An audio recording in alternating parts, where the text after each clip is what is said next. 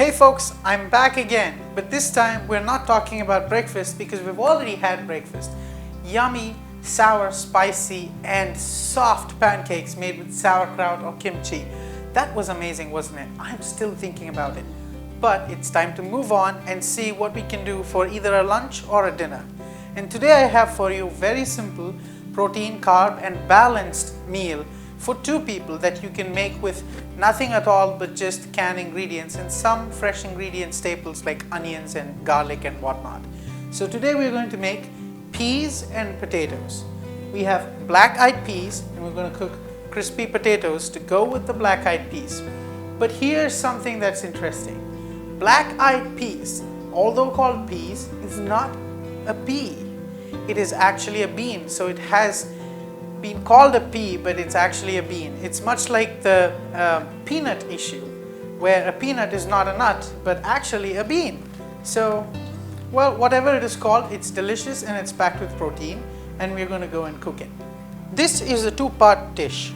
We have the black-eyed peas, which we are going to prepare with onions, garlic, and then we have some white potatoes, which is already cooked with some salt and just needs a little bit of spicing up and then roasting.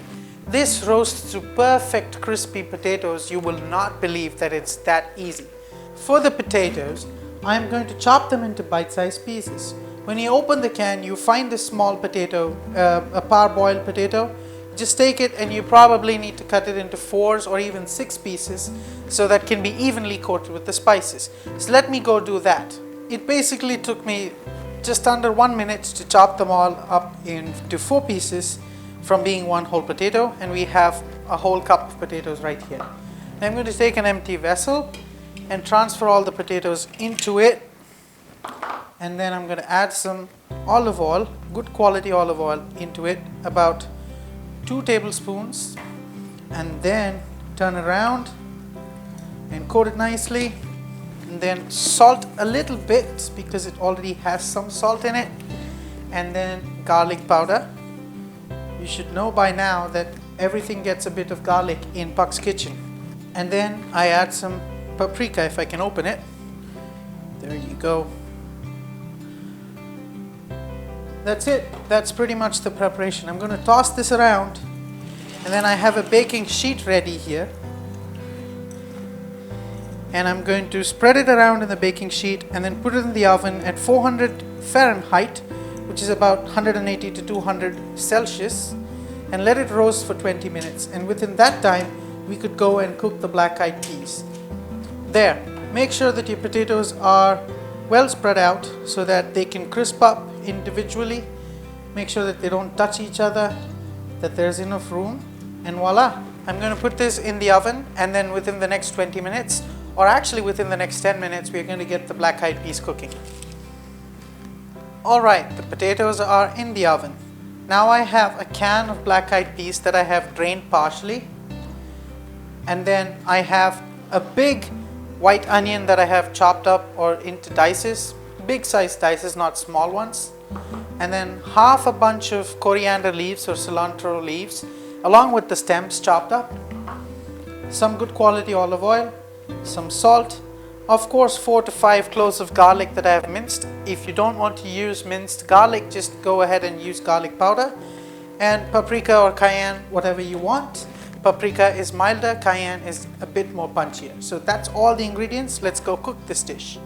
I have my trusty non-stick pan, to which I'm going to add about a tablespoon and a half olive oil, good quality olive oil.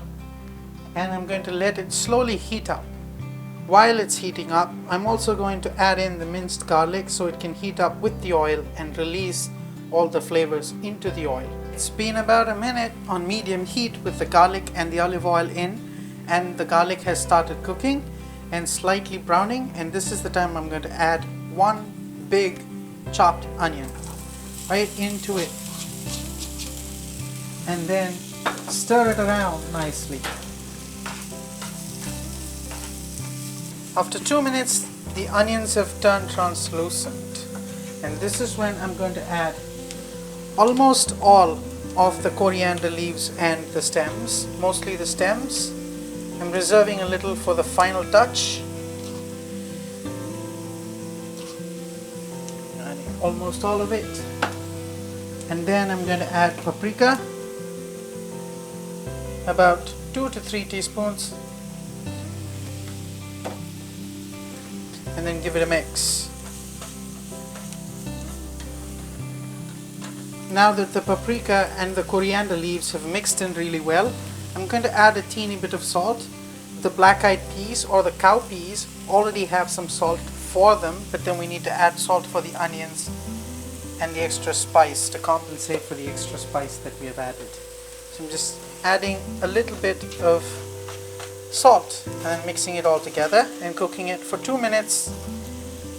It's time to add the partially drained black-eyed peas or the cow peas into the mixture and then give it a stir, and once everything combines well and heats through, we're done with this dish. Black-eyed peas have their own distinct taste, so the minimal amount of onion and garlic and the leaves that we have added in, the coriander, just boosts that without masking it. So this is a wonderful preparation that I really enjoy, and this with the potatoes, yum. With everything having warmed through really nice, the cowpea or the black-eyed pea dish, or the half of the dish that we're cooking today, is ready. I'm going to take a plate and then put half of it onto this wonderful plate and wait for the potatoes to be cooked. Steamy.